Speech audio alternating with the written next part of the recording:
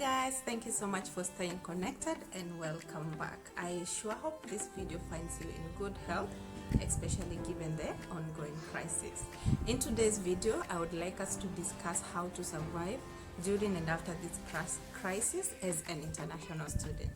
Now, if you're new here, please consider subscribing because it's going to be an honor to have you on board. So point number one that I thought we can discuss on how to survive is how to increase your income during this crisis. I am sensitive to what is happening around us, and I know a lot of people have lost jobs and a lot of companies are closing down, but there is also a lot of companies that are still employing. Sectors like the health sector, aged care, you're looking at disability support, you're looking at, AIN in the hospitals are still looking for people to fill a position because of the current increased need for support. The other thing that you can, look at is companies like the supermarkets and the food delivery services like Uber Eats. These are the areas that you can actually work more and increase your income, because come the end of this crisis you will still need to pay for your school fees.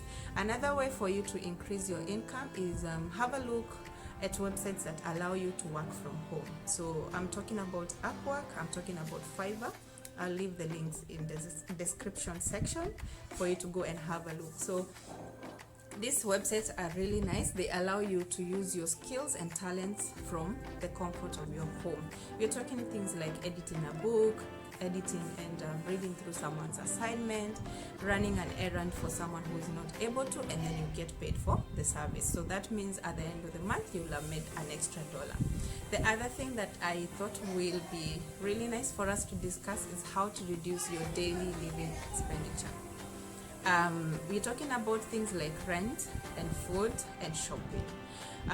Look at it from this angle. Because of what is going on right now, everyone is very willing to negotiate on how they can help one another. So it is important, if you talk to your real estate agent or your landlord, to see if they can reduce your bill.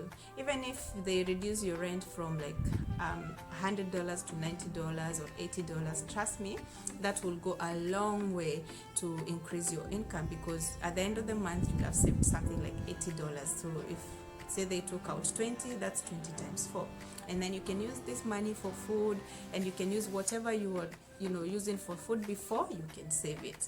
The other thing that you can do to reduce the cost of living is try to see if you can shop in bulk with the people that you live with. So we're talking about your fellow colleagues, your student friends, or even the housemates that you have. So buying food in bulk and having it delivered at home might be at a cheaper cost than if you're buying everything by yourself. Okay, so it's a thing to consider, because you might save $5 or $10, which also is good.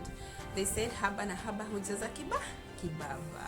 So the other thing that is very important that I wanted us to discuss is how to pay your school fees if you did not have enough work. If you try to cut all the costs but you still didn't manage to save much.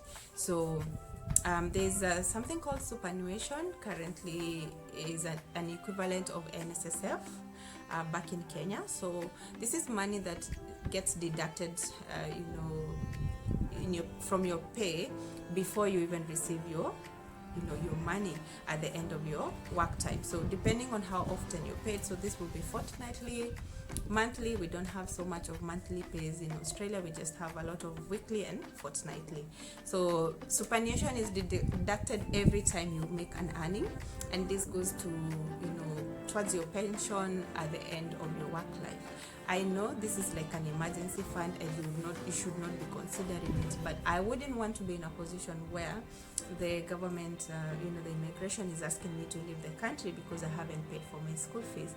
So this is a point to consider. You can approach your bank, and you need to talk to the Australian tax system, which is the ATO, to see how and when you can access your super.